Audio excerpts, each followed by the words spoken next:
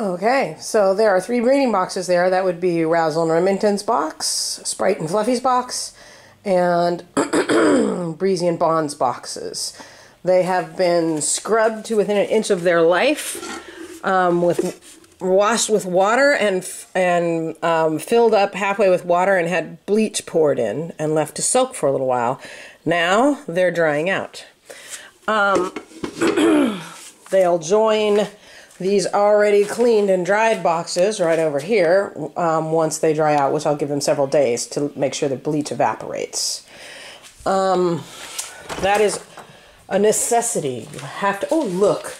Little Boo climbed up the training wheels for Perch. He's a handsome baby. Yes, he is. And he's standing on the water bowl. Anyway, okay, back to business. That is a crucial thing to do between breedings. Clean out those nest boxes really good and fill them with bleach and let them sit for a little bit. It keeps you from getting mites, all different kinds of mites, and it keeps any disease from spreading, and of course just cleanliness is really important. So here's my 6 cages out of the breeder shed, scrubbed to within an inch of their life and sitting out here to dry in the sun. Their bowls are all gone because they're in the kitchen getting sterilized in the dishwasher. There are their perches, which have been scrubbed to within an inch of their life and are sitting out in the sun to dry. So the sunlight, there's a few obvious things here, which is you have to clean all the debris off the cages. You cannot leave a bunch of bird poop on the bars of a cage and then put more birds in it to breed, because eventually you're going to end up with diseases and problems. Birds are nitpicky little things, especially baby birds will sit there and eat old poop, and that is one of the best ways to spread disease that I can possibly think of. And I've dealt with enough disease, so I know this. I've also washed away any air sac mites that might be in there, because I just treated my whole flock for air sac mites. So there's no eggs or anything left there. The other thing, though, is putting them out in the sun has a significant cleansing effect. Ultraviolet light, meaning direct sunlight, kills most little organisms, especially if they have no poop or anything to hide in. So I've scraped these things clean. The bottoms of the cages are getting hot in the sunshine. And there's no place to hide. If you're a microbial parasite of any kind, or a microscopic parasite or germ of any kind, you are frizzling and dying in the direct sunlight here. That's also what I'm doing with the perches. There's a lot of people who go, oh, you can't sterilize wooden things. That's just poppycock. Bleach sterilizes everything, from the clothing that you wash it with to anything that it comes in contact with. Is wood porous? Yes. So here's another piece. Most of the microbials and stuff on wood are going to be near the surface of the wood anyway, because they're not wood burrowing microbials, they're parakeet burrowing microbials. So they're going to be closest to where the birds are. So when you clean the surface of the wood, you're cleaning the vast majority of anything that might be in there anyway. And this includes the inside of nest boxes. But another less obvious piece to this, besides direct sunlight, which is also sterilizing all of these cages, is time. I have left no place for a bug to hide. These trays and cages have been cleaned, scrubbed within an inch of their life with a power hose spray and a dish brush that scrubbed off anything that the power hose didn't get off. So the bottoms of them are clean. I have one that has a little rust on it, but other than that, they're clean. So there's no place for anything to hide. And these perches have been cleaned really, really, aggressively. There's no poop caked up on there for things to hide in. So the next step is let them sit out in the sun for a few days, because the ultraviolet lights are sterilizing them, literally. Oh, did I miss a spot? Look at that. Oh, I think this is... No, it's a spider web. Anyway.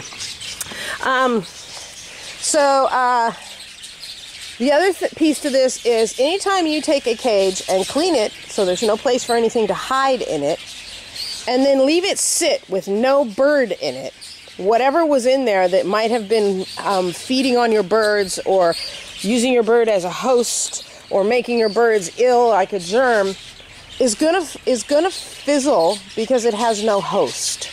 It can't live without the bird. Germs don't live on surfaces for a long, long time. At least most of them don't. So the fact that these cages are going to now sit empty for well over a month means that anything that might have survived the scrubbing and the direct sunlight is going to fade away anyway. So, yeah, leaving cages empty for a little while is always a good thing. You know, that goes for anything that might be living in the cracks of the wood that I didn't quite get to. It's going to die because it doesn't have a host. So I have, in the hobby, you run into all kinds of people. And I have run into people that show me a setup that's basically workable, but they have stopped cleaning cages. I guess somewhere in their head they've decided that they have too many birds, and cleaning the cages on a regular basis is not something they want to do. I have one guy that he lets them get, I mean, there'll literally be so much poo in the bottom of the cage that it looks like he's put, you know, cork stuff, or the shredded paper stuff that kind of balls up in the bottom of the cage, but really it's poo. You know, once a year, he scrapes it out and then paints the inside of the cage. It's a wooden box. And that's his way of cleaning the cage. If you want champion birds, if you want a flock that thrives and is healthy, if you want babies that are going to grow to their full size and their full potential, you cannot do stuff like that. So this is what I think. If you have so many birds that you can't clean their cages, then you have too many birds and you need to get rid of them. I had a few people say, you know, gee, why do you have to get rid of the babies and all this kind of stuff? I have 70 birds at this point. I can and do actively keep them cleaned and fed, and I treat them with medications. If I had too much more than that, I'd be in over my head, and I know it.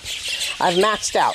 70 to 80 birds is my maximum, so I'm going to be a ruthless culler of birds, and I will be shedding birds as fast as they come in, because I'm not getting any more birds than that, because I know my own limitations.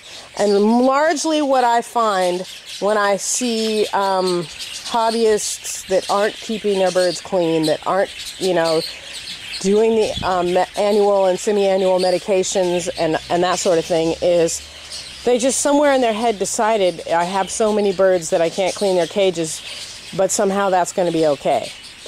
It's not ever going to be okay. If you have so many birds that you can't clean their cages, you need to get rid of some birds until you get it down to something manageable.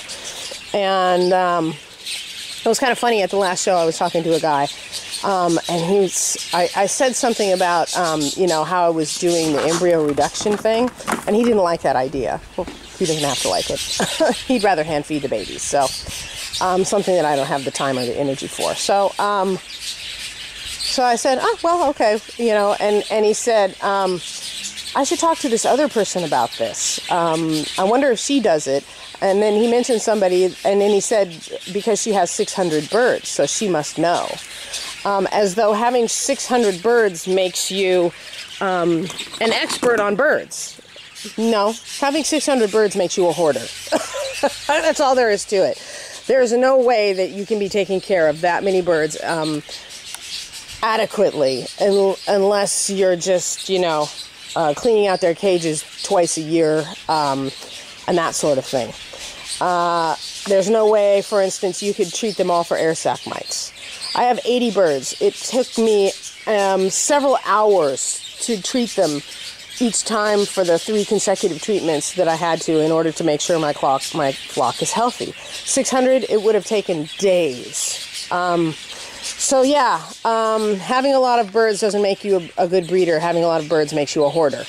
So yeah, we have to be careful about stuff like this and our belief systems around it, because that's what hoarders do. They can't bear to get rid of any of the babies, so they let them breed and breed and breed, and they can't keep up with the hygiene, they can't keep up with the cage cleaning, they can't even keep up with the food, with the medications, because it becomes too expensive, and all of a sudden you have this horrible tragedy instead of somebody that's an active hobbyist that loves birds and produces beautiful animals for pets and for competition.